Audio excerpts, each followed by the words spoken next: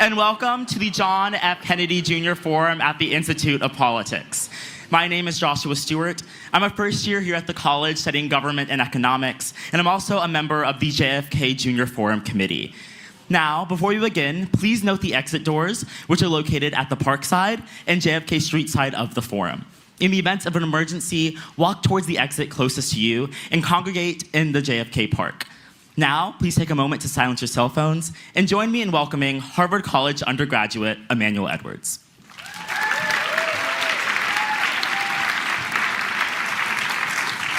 Good evening, everyone, and welcome to tonight's John F. Kennedy Jr. Forum at the Institute of Politics. My name is Emmanuel Edwards. I'm a sophomore here at the college studying neuroscience and economics, and I'm a member of the JFK Jr. Forum Committee. It's my honor to introduce tonight's forum.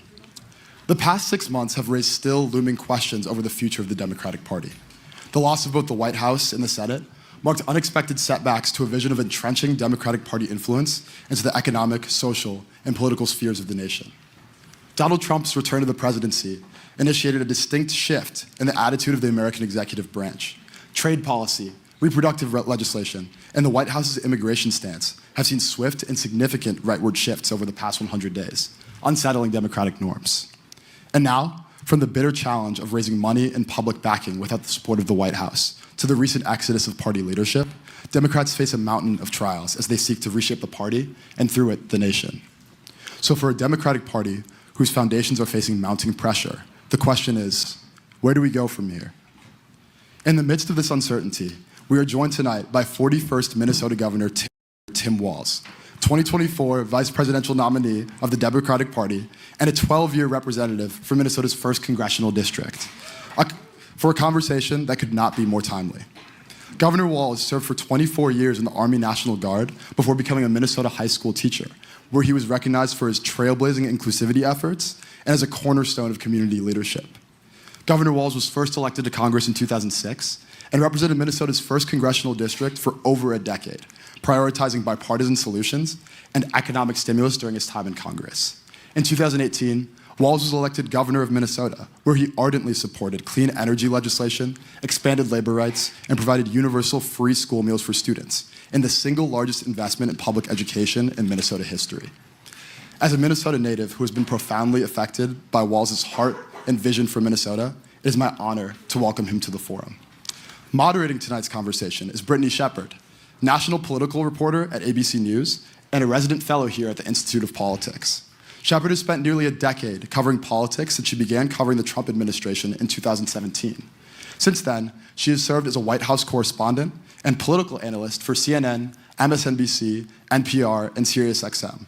She now reports at ABC News, where she covers campaigns, politics, and the evolution of the internet age. Please join me in welcoming our guests to the stage.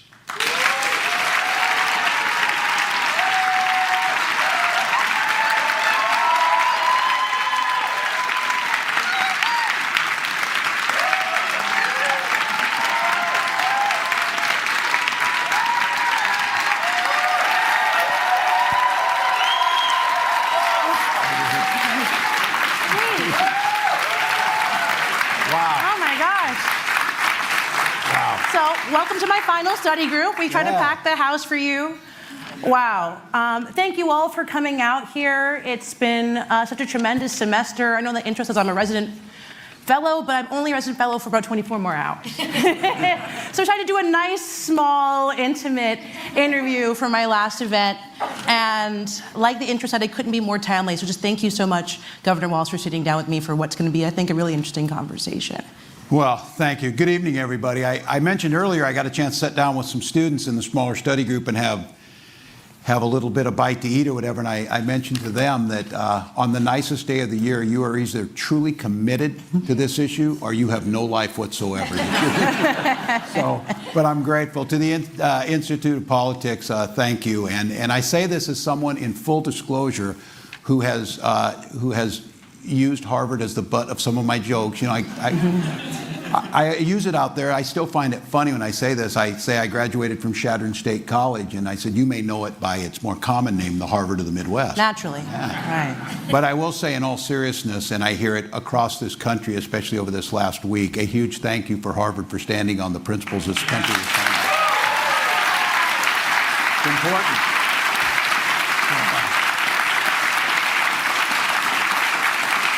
So looking forward to the conversation, but it does matter. I mentioned to the director that I had the president of the Farmers Union, of all the things to talk to me about, knew I was coming out here and wanted to make sure that I expressed that. And I would be remiss, there's a lot of special guests here, but someone who I had become a good friends with, considered a mentor, and actually helped get me reelected. The governor of all governors, Roy Cooper, is here. So Thanks for coming. It's a pretty finicky group of 23 or 24 Democratic governors. Roy Cooper led that Democratic Governors Association and led us all to re-election. So thanks, Roy. Appreciate it. All right. Well, I feel like there's a million ways we can jump into this conversation. Here's how I want to do it. We're going to do a little bit on the past, a lot on the present, and a little bit on the future.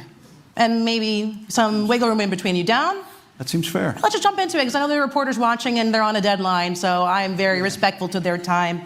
You've been traveling the country, going through red districts, talking to voters, some who are on your side, probably many who aren't. My question to you is, has your prognosis of why the ticket lost changed after these conversations? Well, I don't know if it changed. I think trying to assess this, and I think it's a healthy thing to do. I got asked right away, and it's an obvious first question. They said, would you have done anything different to be on this? First of all, the sense of gratitude I had to be on the ticket with Vice President Harris and knew what our mission was. We had about 100 days to prevent what's happening from happening. And I knew that was important. And this is look, there's no second place trophy in this. It's zero sum. But when I got asked, they said, would you have done anything different? Well, yes, we would have won. That's what I'd have done different. And with that being said, how do you assess this? And I think for me, what I'm learning going out there, and I don't know, like when I got asked, you're out here assessing, what the Democratic Party needs to do. I recognize I might be the last person you'd want to ask. I'm the guy that just got beat in this, a part of that. So I recognize that part of it. But what I am most interested in is that you run for these jobs to improve people's lives. I don't believe their lives are going to be improved. And I was out there to try and understand, why did you not believe that before November? Why did you not believe? And the folks I'm really focused on are those who stayed home, of why they stayed home. And I think what I came out of that with is, we talked about this a little bit upstairs with your students, that there's a lot of people that said, what difference does it make? They're all the same. And that's a pretty stinging indictment because I think we're very different. I have no intention of limiting people's reproductive rights. I do believe climate change is real. I think you should have the right to collectively bargain. I believe you invest in our children in education, and healthcare is a universal human right. So those are the things I talk about. But I think people are saying, yeah, that's fine, but we don't really have any of those things yet. And it became clear to me that there's some pieces that were missing out there, and I took it in Minnesota to do this. When you have political power, you better not just be banking it to get reelected. You better be burning it to improve lives. And this idea of, have we not done that enough? Did we not convince people? And why is it that people were questioning? Tens of millions said, I'm just going to stay home because things will work out pretty much the same anyway. What is left when you watched President Biden navigate a global pandemic, navigate us out of a recession that could have been, put us in a position to do this in a way that was talking about a soft landing and improving people's lives, and yet still a majority of Americans didn't believe that. So that tells me there's a disconnect, and I think it behooves us to soul search a bit, listen, go out there, especially these areas. My district in Minnesota is a great example of this. I won that district, and look, there had only been one other Democrat since 1892. I won in 2006. I won by 30 points in 2008. In 2016, I won by less than 2 points, and Donald Trump won by 17 points.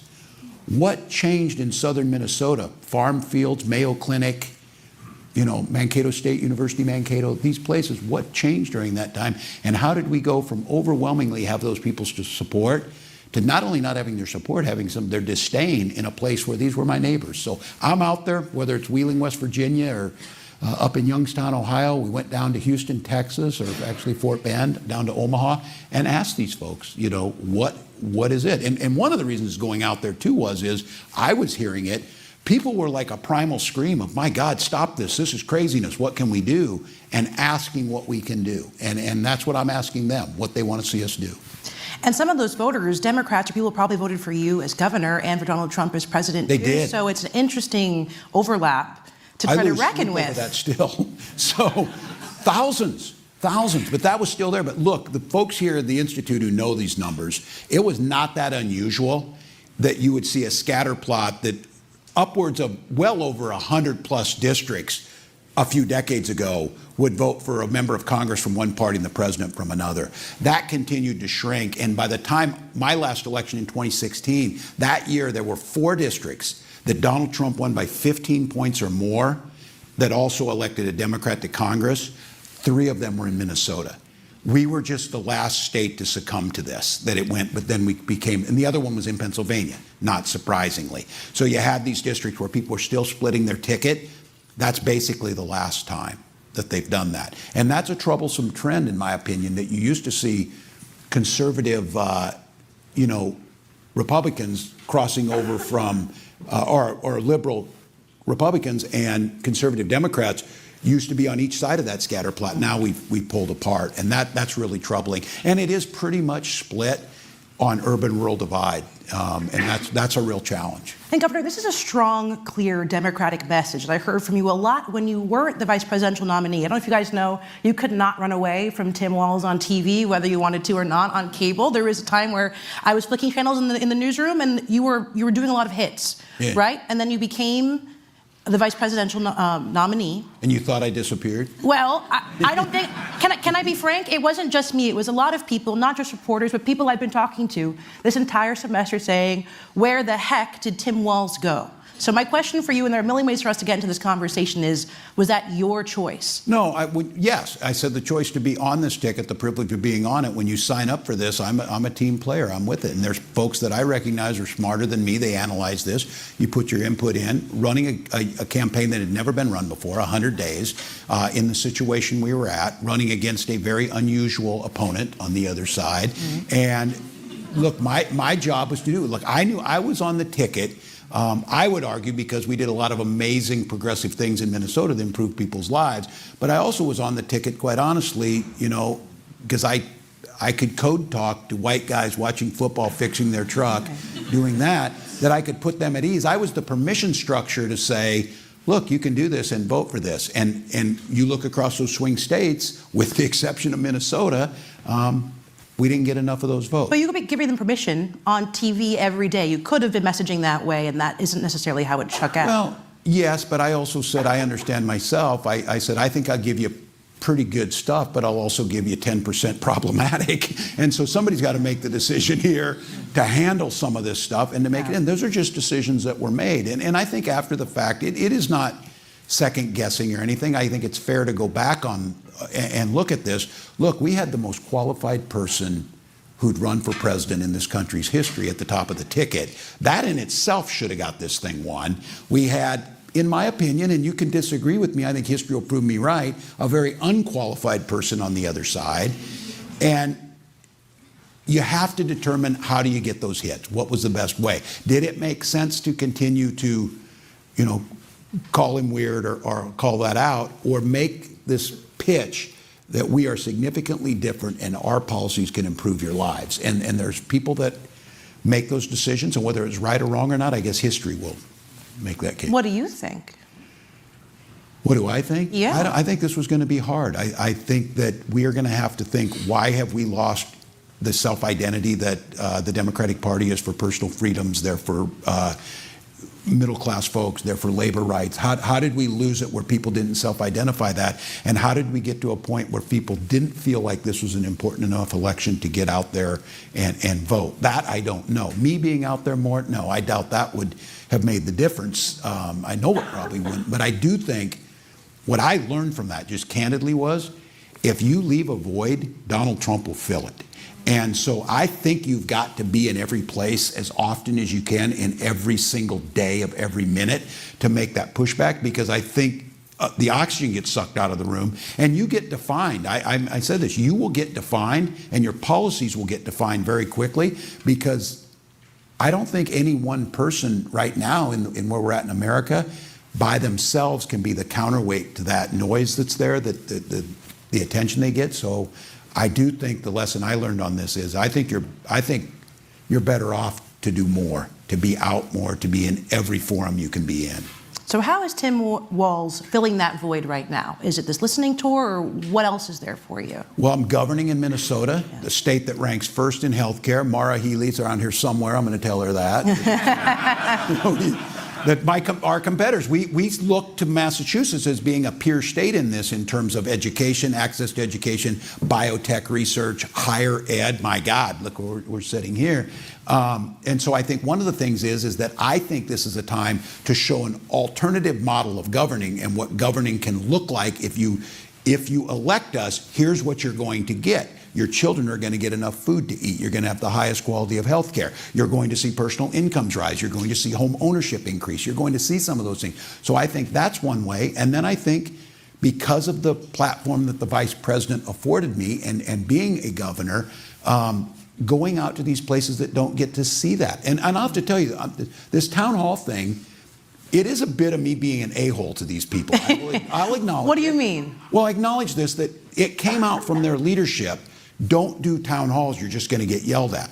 Well, I served in Congress, and I was there in the summer of 2009 and 2010 when the Tea Party was birthed, and we were debating the ACA. And I stood in front of thousands of angry constituents for hours and took the questions, not like, oh, look at you, you're a tough guy or whatever. It was my job. I was elected to do it. But I had no problem doing that because I could defend the ACA. I could defend why I voted for that. And I saw these guys, their leadership tell them, don't do the town halls, you're just going to get yelled at. Well, you need to come out and tell us why cutting Medicaid's a good idea. You need to come out why you think you can deport people without due process. If you believe in that stuff, just answer it. I felt really personally, as a former member of Congress, that was wrong. And I also felt I had the ability that if you're not going to show up, I'm going to make this really unpleasant for you because your constituents are going to come. And I'm telling you, for some of you in here wondering if it matters to members of Congress. These people can read a paper faster than anybody. When you're looking for one name, that's all they do. They went, oh, God, there's my name in the paper, and they're yelling at me. Yeah. It matters to them about how that's being done, and there's the capacity, especially in the districts we're choosing, that there's going to be a big impact on people. And I'll just make the case. We went down to Omaha. That's a district that the vice president won by 10 points. That one blue dot that's out there in Nebraska. Their member of Congress won. That was one of the very few ones. Voted for Kamala Harris. They voted for this guy to be in Congress. And I went down to kind of hammer on it, and I see this weekend he's going to spend more time with family, it sounds like, is what he said. That's how this works. That's how this works. It's like a form of resistance, kind of a pressure campaign from the outside, in a way. Yeah, and I'm just there to join that resistance. I've said this, that people are coming to these town halls not to see me, I'm going to see them. They're doing it on their own. You show up or not, they're going to be there. I'll guarantee you that. And they're going to yell at Democrats who don't show up too, which I think is actually a valid place to be, that there is, we were talking about, is the resistance. It's not a 1 million person march, but I can tell you these town halls are not performative. People are coming and they're angry and they're saying it. And I asked in Youngstown, you're not supposed to ask, I said, how many here have never been to like a political event or rally? Because the assumption is, if you're Republicans, they're all being paid, checks or whatever. But I kind of thought it would be a lot of just really geared up Democrats. About half the people raised their hands, said they'd never been to one. And that showed me that those people who stayed home from the last election or who we weren't engaging with, they might not be ready to vote for us, but they're ready to listen to what's happening. And I think that's our opening at this point. And so it's real. It's not performative. Folks are angry. They want to see something get done. They're not convinced. I'm not convinced at this time that they're ready to vote for us, but I think they're ready for something different. Are you talking to other Democrats about this? Because it can't just be Tim Walz's war to wage on your own. And it can't just be, you could tell me, Cory Booker doing a filibuster on the floor. It matters. It matters. And look, I served in Congress, so I'm like, somebody goes, oh, do you miss Congress? No, I'd rather eat glass. No.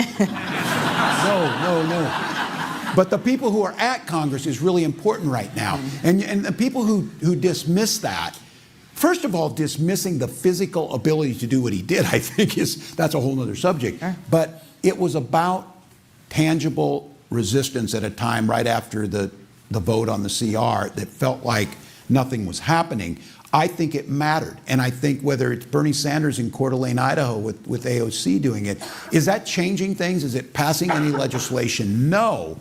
But I'm convinced, what I say is, I think every Democrat needs to be out there, every independent, and I would say every Republican who cares about rule of law in our institutions should be out filling the lanes, because I don't think any one of us can suck up the oxygen of Donald Trump, but I think if everybody's in the lane. And if your cup of tea, as I said, is doing podcasts with folks, then do the podcast. Like Gavin Newsom. That's right. He has a very popular Thank podcast. you for bringing that up. Sure. Yeah, no, and look, there's been some contention around this. I said this. I think it's healthy for us. It would not be my choice to go on a podcast and listen to Steve Bannon talk, but it would not be my choice. But I got to tell you, Gavin Newsom's getting people to listen to that. I know what Gavin Newsom can do, and he's out there. He's the governor of the 4th largest economy in the world. He has something to add. You can disagree with that, but all of a sudden now we're talking about Democrats. Now you might say, yeah, but we're talking about the wrong damn stuff. Well, that might be true. But here's what I feel like. We got to fill every single lane. And if there's one that's better than another, then let's all pick that lane and do more of that. But just sitting back in the silence of doing, we're counting on status quo. That's the biggest thing that you mentioned, I'll go back to the learning something on this is. Sure. The intense frustration with the status quo. There was an article, it's the 100 days of the Trump administration. I know it's like, if I ever have 100 days to live, I would spend it in the Trump administration because it's like a lifetime, you know.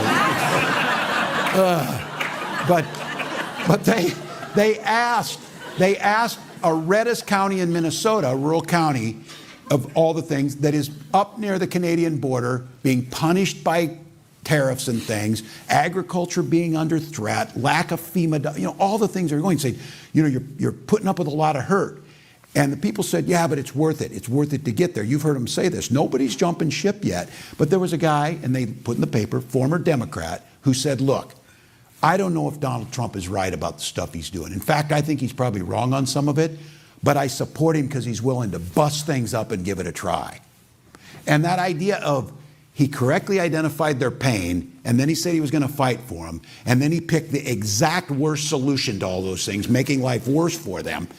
But the first two things outweighed the results, which is a really stunning thing to think about. And I think there's a fundamental here for Democrats. The competency and the getting things done, we heard this, and I did this with President Biden. That Infrastructure Act, if I'd have been in Congress when they passed the Infrastructure Act, I consider that one of the top 5 most influential votes of the last 3 decades, in my opinion, transformationally. It was huge. Nobody could get it done, and they got it done, and everybody just forgot about it. I said, not me. We had money for like a bridge. I put up the biggest damn sign that said, brought to you by Joe Biden. Don't forget it. Every day. And it sounds kind of silly, but I think there's this competency. We win on the issues, and we win on competency, and then we lose the message, and we lose power, and we get in this situation. So, it's perception asymmetries, I think, what I'm hearing, because I've been traveling the country talking to voters during the last election, and there's perception from, I don't want to just say some, but many, including Democrats, that the party is weak. I'm oversimplifying it, right? But that's probably what you heard from that voter. That's fair. But I think that leads me to my next question about your own self-perception of the Democratic Party. Because we can talk about policy and we can talk about message, but there are Democrats who are yapping right now. There's no shortage of takes about what went wrong. And some of the perception is we went too woke. We Democrats went too woke, and we should have been talking about this, that, and there's too much of a lurch to the left. But we had Jim Clyburn here just a couple of weeks ago, and he said there is no party messaging problem. It's a perception, but the policies are good. I don't think anything's wrong with the state of the party right now. Where does Tim Walz fall on the matrix? I think he's right on that the policies are good. And I love Jim Clyburn on this. I do think we were able, and Fox News, like I'm sure you'll get me to say something tonight. Every day I find something that gives them a whole segment on Fox News. I drank a damn malt with Roy Cooper out of a straw, and that just questioned my manhood, Roy. So that's what you got. I was on Any Fox comment, News Governor? the whole time. So it was a damn good malt, I'll tell you that. So. No, but I do think we have been defined. They did one a while ago, because I'm not going to shy away from this. I said, in a state like Minnesota that's older and white, 70% of our workforce is going to come from communities of colors. Diversity and inclusion is really good for us, and equity is kind of a founding principle. How did we get that defined in a way that meant we were taking jobs from other people, whatever it might be? Because we've seen what their DEI looks like. It's a pretty bunch of incompetent white dudes that are in the administration right now. Why did we get defined as the people who were trying to game the system rather than bringing talent to the system and getting things done? So I don't think I think we assume a lot. And I'll say this as a teacher, and I don't want to be like, I'm in no fight with anybody on this. If you're losing half the population and our policies are good and would improve their lives, I don't think you can assume that the people aren't that smart and can't get it. Is there a certain percentage that has issues like misogyny and racism? Yes, and we can acknowledge that, but it's certainly not the vast majority that we should be getting. I say this as a teacher, if I'm teaching a class and half the students don't get the content, then I probably haven't delivered it the right way. I think the Democratic Party has a hard time differentiating delivery and education. There's room for Gavin Newsom's podcast, and there's room for Bernie Sanders rallies, and there's room for Andy Bashir, like rallying folks up. Damn it, he's a Democrat who's going to be down at the Kentucky Derby, and they're going to be loving him at that. That says something, and he's standing on those policies. You don't see Andy Bashir shying away from protecting women's reproductive rights. He does it in Kentucky. I just think our policies are good. We let them define us. And I mentioned this, Roy, in North Carolina is where I saw it. Those last couple weeks of the campaign, the signs that popped up. Trump, safety. Kamala, crime. Trump, wealth. Kamala, poverty. And it was just one word on each one. And at first I'm like, what are we, first graders? For Christ's sakes. And then I'm like, oh my God. These are pretty devastating as they were doing it, that how they were messaging that out, even though our policies would have created more wealth. Our policies would have helped with home ownership, but it didn't get there. So I'm making the case we're going to have to figure out how to differentiate. And it doesn't mean we micro-target and change our message for who we're with. We just recognize that people take in the information differently and how they're going to get it. And we've got a problem now in that we got a whole bunch of young men too that went that way. Now, you know, when you vote young, you tend to get kind of locked in a little bit. My 18-year-old son tells me, Dad, a lot of these people weren't voting on policy. It was just more fun to vote for Trump, or there was more going on type of thing. You can laugh about it, but there's maybe some truth there. I think there's a ton of truth there. I do think there's some there, but we're going to have to figure out, you can't go tell people like, how were you so stupid to vote for Trump? You're not going to get them to vote for you by calling them that. You're going to say, look, he lied to you, or whatever it might be. We need to mind our house with a recognition that there's going to be an opportunity here, but what does post-Trump governing look like? And I would just say to all of you, and I think you get this is not something new in American politics. We were discussing this illiberal attack on this. This is, President Jackson, this is Japanese internment. We got a streak of this in us, and we should notice that. When Donald Trump's gone, the tendencies to get to the point we got will still be there. Have we learned any lessons to try and prevent that from happening is what I'm trying to, and again, I don't have the answer for it, but we should all find it. And I want to clarify, what I was saying was legitimate too, is a very strong section of young men have pivoted more conservative. And it's like a very real trend we see in the numbers, see in the young men I talked to.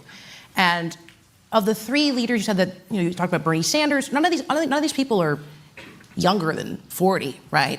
Gavin Newsom. They remind me of my age every day in study group.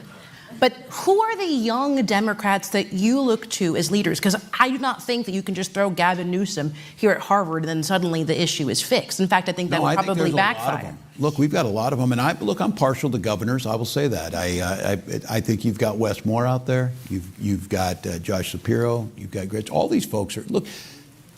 It's okay to get younger folks in, but like 50-year-olds have learned something in their lifetime. We don't want to throw them all out. Oh, sure. So I think getting engaged and being there, I think there's a lot of voices out there. The thing that I think you should look at is there's a lot of Democratic voices in state houses and state senates and AGs that are out there too. We tend to look towards Congress and we elect a Martin Frost, we elect some of these people, which is great, but there's a whole lot of them out there. There's young mayors that are doing this work. And I think for all of you in here, and this is the way it works, is there is an incredible opportunity that America is hungry for new leadership, because that's what we do, but ideas that really resonate. And so when I got asked who's the leader of the Democratic Party right now, again, a whole Fox News statement, segment, because I said, well, hell if I know. I think it's the people who are out in the streets right now. And that's actually the right answer, because we should be hearing that, reflecting that. It doesn't mean that you reflect everything. You got to show some leadership, organize, get things done.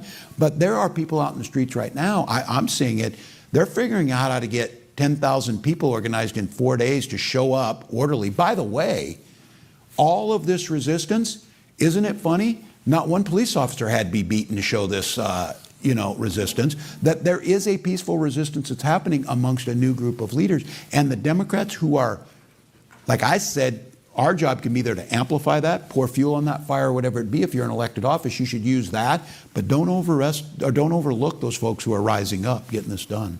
What do you think that means for the midterms? You're seeing a groundswell. Where does it lead? Well, we need to win, and Roy Coop would be proud of me saying this again. We need to win the Virginia governor's race, which I think is there's 2 governor's races this year, Virginia and New Jersey. And don't sleep on New Jersey, because they have a tendency to elect Republican governors. Some states do this. Massachusetts, what the hell's wrong with you? You do this too. You're the bluest state in the union, and you got Charlie Baker. What the heck? I understand, a little different type of Republican. But this race down in Virginia will be telling because of the federal workers and the idea that we'll be going from a staunchly pro-Trump governor and those that are running for it to the chance to win. And what I say what happens then, how this applies to the midterms, is you've got about 14 Republicans in districts that Kamala Harris won and Joe Biden won. They start getting really nervous now, because if they continue to hang right with Donald Trump, their chance of getting reelected is a lot less. And I've never understood this. People that will give up every damn bit of their dignity and their firstborn child to stay in Congress, it's not that good a job, first of all. And you got to keep some dignity in this. And right now, I said this, and I don't mean it, I have to be careful again when I say it so that the language isn't inflammatory. They are more worried about their political career ending because of Donald Trump primarying them than they are of the voters. The minute they become more afraid of the voters ending their political career, it's funny how they'll start to change and they'll start to moderate. And when that happens, the agenda slows down and you've got the opportunity. I think that there's, history would show this, that it's almost impossible to win seats in a midterm of the president in power. It's only happened a couple times. Joe Biden, George Bush did it only 1 or 2 other times. So I think history is not on Donald Trump's side, and the ability to be able to win in those midterms should be, we should have a wind at our back. Now, if he's successful in shutting down our #1 fundraising site, Act Blue, then it becomes harder. If the women in this room who are married have to go find their birth certificates and prove what their maiden name was, that becomes harder. If you say you can't hand out water to people like in Iowa when they're waiting in line, that becomes harder. If you close polling stations, whatever, do I think we're going to face a lot of voter suppression? Yes. Yes, I do. But I also think Wisconsin was a good example of this. We always do well in midterms. We as Democrats do well in midterms and special elections because those are pretty high propensity voters. We lose the folks who vote in the presidentials and then don't vote again. That tends to happen. So I'm convinced of this.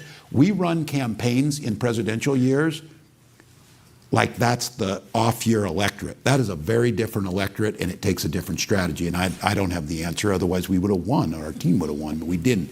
But what happened in I'll give you an example of this. Special elections in Iowa, where Donald Trump won by 27 points or whatever, we had Democrats win Senate seats there.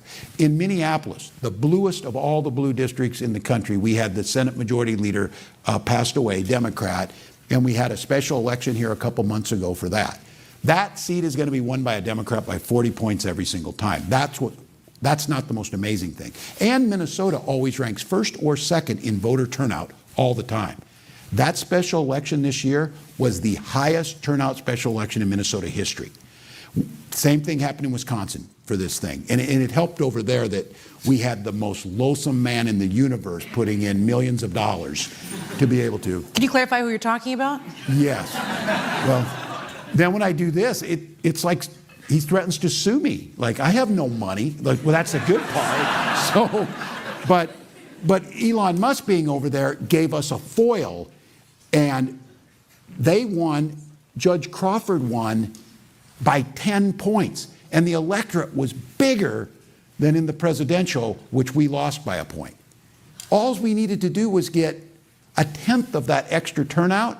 We didn't have to convert anybody's vote. We just needed to get those that showed up to vote for Judge Crawford in that race. And so I think there's lots of wind at our back, but it's been 100 days of destruction. You think we can survive 550 more? That's the real challenge. That's how long it is till the midterm. So do you think it's a blue wave, a blue sprinkle? Want to get you out early on this one. I should be like a they pay people to make these predictions. Oh, sure. Like there's a job on TV. That's the best part. These elected officials here will tell you this. The funnest thing is listening to people talk about like what happened in the campaign. I'm like, oh, that is bullshit. I was there. None of that happened. Well, I was like in the room. None of that happened. There's a way to tell your own story, sir. Look, I think there's every reason to believe with this energy that's out there, with how we're talking, we staying true to who we are. We put proposals out that are positive, improve people's lives, and we're committed to, once we're elected, to doing that to improve lives. I think we will take back the House. I am very pessimistic about the Senate, just to be honest with you, the way things work. I think it's a very difficult. Look, two of the people I admire as much as anybody who served in Congress was Sherrod Brown and John Tester. And if John Tester can't win, you're not going to find somebody that's going to win the way it is in Montana right now. Now, the question is, we have to fundamentally change who we are, because look, John Tester got drugged down, and I don't blame him. Like, he was a dear friend of mine. We served in there during the presidential campaign. He's like, don't call me, dude. And so, you know, the thing is being associated with national parties and things on these state races. We're going to have to figure that piece out of how do we reimagine, and I'm making it because, look, I'm not a Democrat in Minnesota. I'm a Democratic Farmer Labor Party. We combine the two parties with Humphrey. It's a little different. Now, will I tell you there's much difference now? No, but there is a historical ideology here of focusing on the working class in a way that brings them in. We still do have strong labor, and you do here too. I think we have to start planning right now. I know you hate this. I hate it. Everybody hates it. These campaigns have already started. Should we pass a law and do the European thing and have 60-day races? Yes, we should do that. Should we have campaign finance reform? Yes, we should do that. In the absence of that, Donald Trump has been running since he came down that damn escalator and never stopped. We have to do the same thing or we're not going to win. Speaking of running, you said that you're not running for president. I am not. Why not you? You were on a ticket, you're a sitting governor, you have a very strong Democratic message, as I'm sure Democrats in the room might agree to. I'm handsome and talented. Well, I don't like to editorialize. Look, they don't clap for me like this. When I say we should be running, I don't think an individual should be running. I think we collectively as a party and those elected officials should be running this campaign, kind of like the old school mountain climbing expeditions. You never knew who was going to summit. It was whoever was ready at the last moment, and on summit day, if somebody was in the best shape, push them to the top and the whole team gets credit. But Governor, you know someone is going to be like, well, I'm just soft launching my listening tour, and then suddenly it's going to be an exploratory campaign, and then, I mean, you know how these things work. No, I think that's okay, but here's what I'm telling you. No, I think you're right. But I would just tell you, I've been out at these town halls, been on the street listening, see things like this or whatever. If people think you're hungry for the office rather than the moment that we're in and the fighting of this, I think they're going to bury you. I think people are like not very patient right now for the politics as usual. I'm trying to make the case that we're collectively as a team flood the zone. I've been advocating for it. It's never going to happen. Somebody's got to organize it. I don't think I can get it done, but I think we should have a shadow government that should do press conferences every day in contrast to theirs. They do this in Britain, and it pains me. It pains me to say the British do this right. And in full disclosure to all of you, all those times I crapped on Harvard, I take it back. I take it back. You're standing up, you're doing it. But it's that thing that the Brits do it right that we're seeing. So look, we're seeing it today in Canada. I don't know if somebody's getting results on their phone, but that campaign is only a few months long, and it's not this craziness. That's not our world. So I think we need to collectively run a presidential campaign without a candidate right now that builds all the infrastructure, helps us clarify this, and by the time we get to 2028, we're ready to get this won. So you have no fantasy picks, no draft picks for No, I told the class earlier on this, my son came to me back in August before we were picked, and he went to one of those offshore betting sites where you can bet on politics. He comes to me and he said, "Dad, give me $100." I said, "No, what?" He said, "You're 9,000 to 1." It was probably a good idea he had, but no. Here's what I think. I think it's a super talented bench. Do I think the person who's out there? No, I'm not sure they're out there yet. But I think what's really hopeful to me is that you have people coming on a Monday night to a forum on politics at a time. Look, I don't want to whistle past the graveyard. I'm the eternal optimist. I've always said that it wasn't just a joke. I supervised the lunchroom for so long. You have to be an optimist to do that. So I've always believed it. I've been around young people. I ask them, and a lot of them have no reason in this room to necessarily be very optimistic and hopeful right now, but you still are. It's the nature of it. But I think it doesn't do us any good to not recognize the danger we're in. I think you have to do that. Don't go home and doom scroll and all that. That's what's different. That's your alternative right now. Yeah. To go home and like, oh, what crazy crap happened today? I'm on TikTok. Yeah. I'm watching like cooking videos. Yeah, but if you do it just a day or so, all I'm getting is kitten videos, dogs, and just this dragging of Katy Perry. That's all I'm getting. That's all I'm getting. Kia. So it's Kia. I'm sorry, that is all I'm getting. The concert's not doing well. But I have one final cue from me before we throw it to the room. So if you see microphones start lining up, it's a simple one, Governor.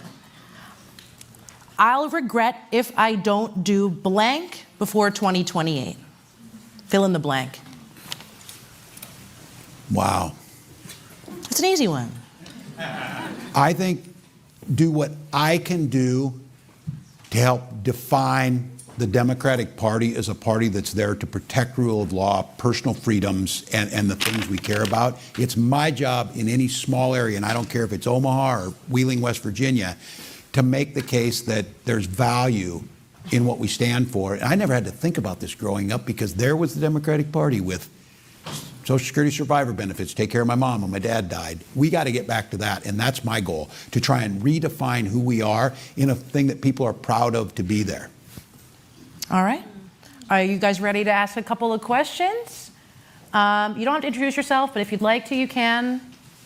I'll see through the lights, and let's just start. This space is really cool. Welcome to the JFK Junior Forum, Governor. Only the best. Yeah. It's the power of Veritas or something. All right. Let's start over here.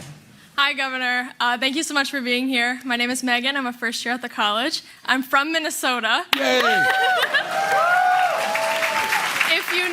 If you know where Eden Valley is, it's a small town of 1,000 people, so I don't blame you if you don't. It's between Wilmer and St. Cloud.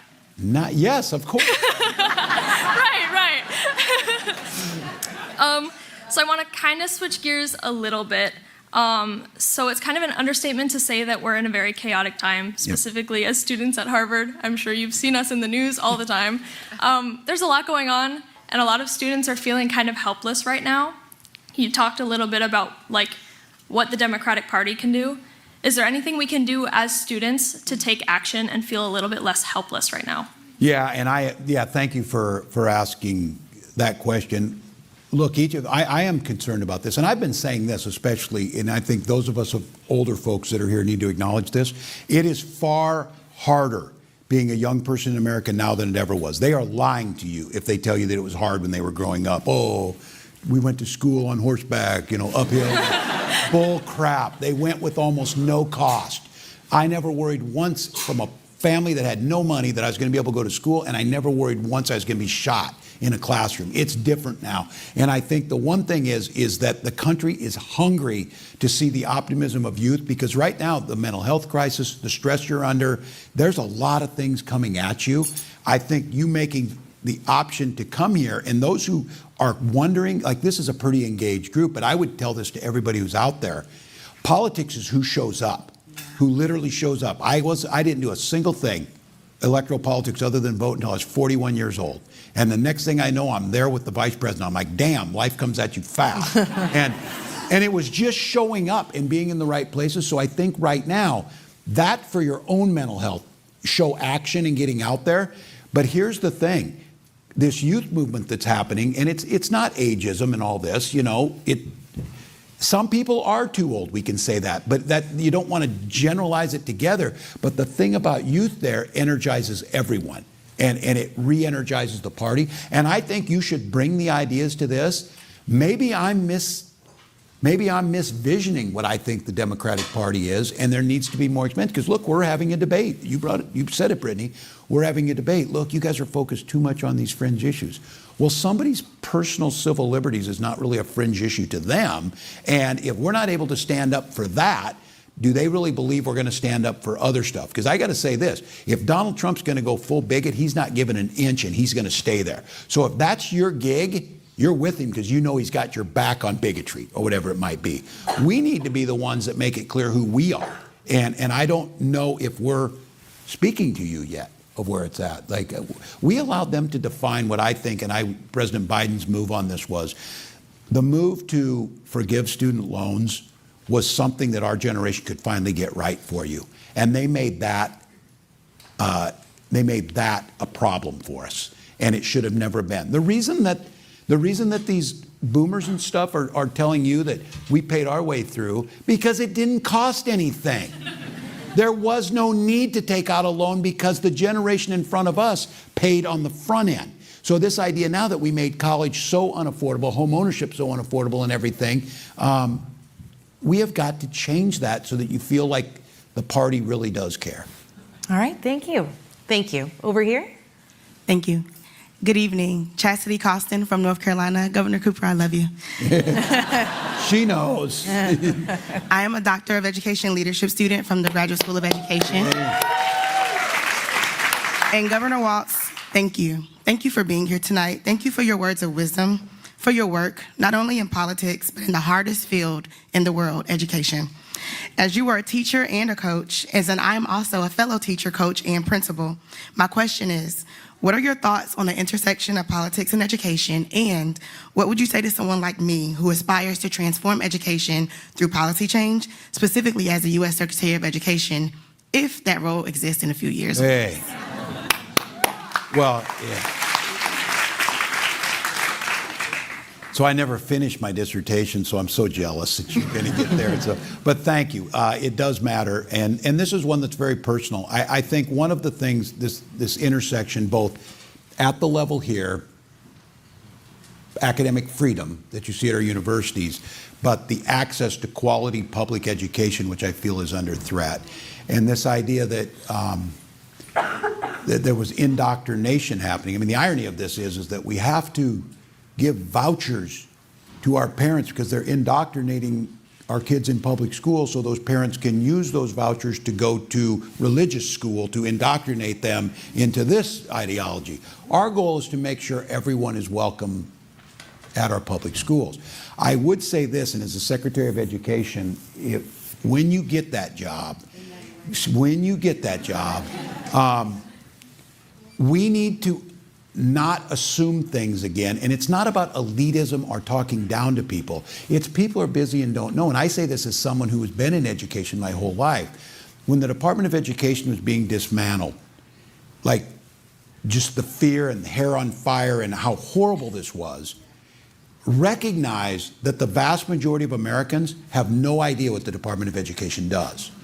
The Republicans especially know that because their constituents were coming to me and I'd hear them say that. Oh, thank God. Now we don't have to have that woke curriculum. I said, you know the Department of Education has nothing to do with curriculum, right? That's all local, at best state. They didn't know that. But what we should have been doing is the genius and the brilliance of the Department of Education was it was on the front line of civil liberty and civil rights for all students, including my son, who needed an IEP, and IDEA protected that child, making sure he could get it. People don't know that when that went away, now conservative, liberal, non-engaged parents are going to find out how fragile the situation is with their child to get them to where they need to be. And I would say when you become Secretary of Education, it needs to be less. The experts will do the pedagogy. They'll help figure out the Pell Grants and things. This is about the genius of the American public education system and access to everyone to get in there. And I think about that we've lost that piece of it, and we allowed them to believe that this was about a woke Department of Education that simply had the audacity to believe that we shouldn't warehouse this child. Maybe we can get him to a point where he can live a full life. I, as a parent, am very grateful for that. I'm also very worried that that's going to go away. So go do that and sell it. I will. Thank you. Thank you for your question. Up here, and then here, and then I don't think you have one up the rafters. So. Hi, thank you so much for being here tonight. My name is. Does that feel cool being up on that balcony? It's a nice view. These are my favorite seats in the forum. But my name is Annabelle, and I'm a senior at the college. And I just wanted to ask, so I think there's an understanding that one of the larger problems facing the Democratic Party is that Democratic voters fail to unite behind a candidate. I think you saw that in 2016 when voters didn't vote for Hillary, Democratic voters didn't vote for Hillary, and again in 2024. And I think Democrats struggle with making like the perfect the enemy of the good. And I think that is a problem of messaging, but I was curious what you think Democrats and Democratic Party leadership can do to resolve that problem and hopefully win some elections. Yeah. Thanks for your question. It's a tough question, and I actually agree with you on this, and it's really hard. I was mentioning upstairs, in Minnesota, we have Democratic Party does an endorsing convention, and they endorse their candidates for the offices. And I went to get the endorsement for governor in 2018, and I didn't get it. So I ran in a primary, and I won in that. That's considered somewhat disloyal by some folks or whatever, but I won the general election. And we passed Democratic policies, and the person I ran against is one of my closest allies in getting those things done. So I think part of this is that if we want to be a big tent, we want to take the ideas in this, we have to be willing to be challenged on those ideas. We have to understand, and it's got to be that the policies and the improvement of life is certainly bigger than any personality or anybody running. That's the part that I think we have to get by. Now, the problem with that is the public as a whole believes you need to elect this charismatic leader who's going to carry us over the finish line, and we stick with that. And if it's not our person, we do get a little bit bitter on it. So I know I'm just re-explaining the problem. I do think, I would hope, and we saw this, that the threat is enough to realize, but it wasn't in this last election. There were enough people that said on issues that were very divisive, said there's no difference between the candidates. They're the same, and they stayed home. I think, one, we need to make it clearer than that, and two, this is where Donald Trump will help us, the consequences of not getting that right are pretty catastrophic. So I think we have to keep with that. But I'm actually okay with challenging the status quo inside the party with new ideas and fresh ideas. But I do think once we pick a candidate, we've got to all agree that you got to go. Until we get a multi-party. Look, the goddamn Brits again. I would take more of a parliamentary approach to this, because that it would make us compromise, because there's no compromise. If we had 15 parties right now, you'd have to build a coalition. How do you think he was going to build a coalition with the Greens or anything? He can't even build a coalition with the Libertarians, because there's nothing libertarian about what they're doing right now. So, Thank you. All right, over here. Hi, thanks for our speaker. I'm honored to be here. My name is Nai Kalima. I'm a PhD student in Innovation and Public Policy at the University College London. And also Brit? from Minnesota, originally, product of Anoka Hennepin County. we're everywhere. My question is, I'm really interested, I'm also a Tech and Human Rights Fellow at the Carr and Ryan Center here. And so I'm really interested in digital transformation in government and have been paying a lot of attention to what's happening with Doge.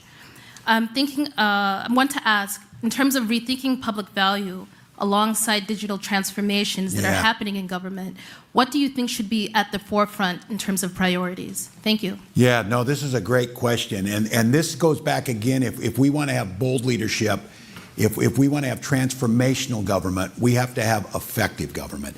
And one of the things is this is where these tech guys, there is something to be said about this. They're bold, they break norms, they tear things down, which is good if you're coming up with a new iPhone. It's terrible if it's your mom's Social Security check that might not show up. But I don't think we've done enough.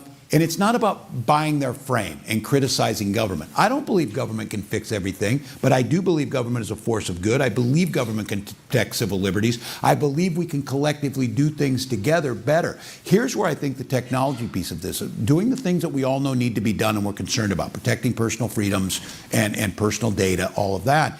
But we're starting to really embrace this in Minnesota, that we have the capacity to using AI in things like making sure fraud detection in government. I'll tell you, there's nothing. I'm dealing with this in Minnesota, where we had folks steal from the food programs during the pandemic. That undermines people's faith in government. And so the Republicans' answer is, if people steal from government, you shut down the government program and punish everybody else who wasn't stealing. Our role has to be to use this technology in a way that improves lives. And I heard this on a panel I sat with Governor Hochul of New York, and this was the data's pretty good and it's early. They were using AI in foster placements. And you measure a foster placement by how successful it is, how long that child stays in that home, how long they're able to, continue to go to school and progress. Using AI over just humans picking how this was done, they improved their foster placement significantly, which, when you think about that, the number of children's lives that were significantly improved by that embracing of technology and efficiency in government was dramatic. And I think it's trying to convince people that AI is not Terminator every time, but there are challenges with it, but government can be more innovative. This goes back again where Reagan made the case, the worst words you ever want to hear, I'm from the government and I'm here to help. That needs to be something that we say, yes, the government is here to help, and we can deliver on that. So I'm looking for the innovation in that. We're looking to embrace ways that we can get better to protect it, because if we don't do this, then the programs we love won't be there, and they make the case. It turns out DOGE is going to be another one of those opportunities. It is going to be so ineffective, destructive, damaging, but ineffective on actually saving money and improving lives, that there's going to be an opening. But what I think most Americans will say is, well, the Democrats won't get it any better anyway. This is the case I'm making. I don't, wherever you land on this, I represent, again, a healthcare state, if you haven't heard me say that, with the Mayo Clinic, with others. If we come back into power, and when we do, if we tinker around the edges with healthcare rather than a radical transformation, we deserve to lose elections, because people have been talking about, damn it, how do I get healthcare? And look, I deal with this in Minnesota because I'm also home to United Healthcare. So you get both sides of the equation here that has to be figured out. I think technology helps us become more efficient and bolder on delivering things, because all I want government to do, like all of you, is I want government to build the roads, be there for security, help with education, make sure my food's safe, all that. I want them the hell out of my life then. I don't need them in my bedroom. I don't need them telling me what I'm going to read. I don't need any of this. Do the stuff that government should do, then get out of the way. And I would just, unrelated to this, but say it, I thought this was my hardest and best argument during the campaign. I said, if for no other reason to vote for Kamala Harris is, you will not have to see that guy on TV every day, and you can go weeks without having to worry about that the president's screwing something up. I think technology gives us the idea, truly, to make some of these things work smoother for folks where they feel like they don't have to do it. Thank you. We have 2 minutes left, so this will be our last question. Before we get there, I want to thank everybody so much. I'll do another thank you at the end. It means so much to me. This is our last event. All right, take us home. Governor, thank you so much for being here. My name is River, and I am a transgender man and an autistic student. I'm a senior at Thayer Academy, an incredible high school who has given its students the opportunity to attend this event. So I just want to say thank you, Mr. Fortunato, and all of the Thayer staff who have given us this opportunity. I love you guys. You guys are amazing. Now for my actual question. Given my neurodivergence and transness, I am more than a little scared right now.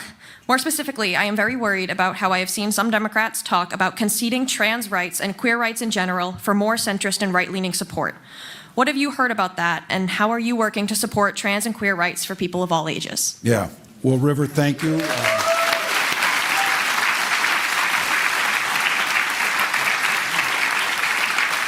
Thank you for sharing and trusting us with your story. I would work backwards on this is, no matter what we say on this issue, we're not going to get their votes on this issue. So why wouldn't we be true to who we are in protecting all people's rights? In Minnesota, we made sure and been absolutely clear, this is nobody's business but yours to make these decisions, that protecting and being a safe haven for the transgender community. I fought this issue back in Congress when we were going to, some of you remember this fight, when we were trying to pass the Employment Non-Discrimination Act, and it was not an all-inclusive. And we had many of our LGB, they forget the T on this one, rights group that wanted to pass ENDA, and the only way we could get Republican votes is to get rid of the trans part of it and not protect them in that. And I said, why would we pass that if we weren't going to be all-inclusive?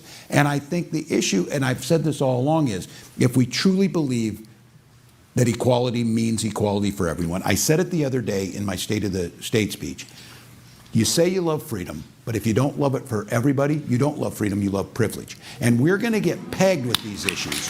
We're going to get pegged with these issues, but I would tell you this, River, we have not been very good at making it clear that we're going to defend everyone's rights. And then we're going to move on and talk about economic issues. And we're going to move on and talk about education issues instead of making this case. And you know it's the case. I have legislators in Minnesota that are still coming at this issue. And I just asked them, when is the last time you saw a transgender athlete compete? And of course you know the answer is they haven't. Yeah. But the issue resonates and it polls with people because it's the unknown. You can demonize a group that is relatively small in this country, but we're seeing it right now, and here's where I think there's hope in this, that I think people are starting to get this. If you can take Abreu Garcia and disappear him, there certainly can do it with anyone else. And I think this idea, we all know the quote, when they came for so-and-so, I said nothing. When they came for this group, I said nothing. When they came for this group, I said nothing. When they came for me, there was no one left to speak. Americans at heart know this is not the issue. Their 401k is not tanking because River wants to live the life they choose. We need to say that and then give them an agenda that improves people's lives. I disagree, and this is going to be a debate. I may be on the wrong end of this one because it's going to come out there. I don't think, and I've said this, that you're going, I used to say this in Congress on votes. People would, when you're governor, you're watching the weather tonight because there's tornadoes in Minnesota. You got to get things done. When you're a member of Congress, you fret for months over a vote. Oh my God, I have to vote, and it's going to be tough, and how do I weigh this or whatever. My thinking from the first time I got there was, they're going to say it no matter what you voted for. And just do it, move on, because they're going to make it up. The same thing for our party. Do we really believe in equality and access for everyone? If we do, don't let them define it. Be strong about it. Then move to the issues we know impact greater number of people. And I don't know, maybe it's not going to work, but it was why I said this, because it is true.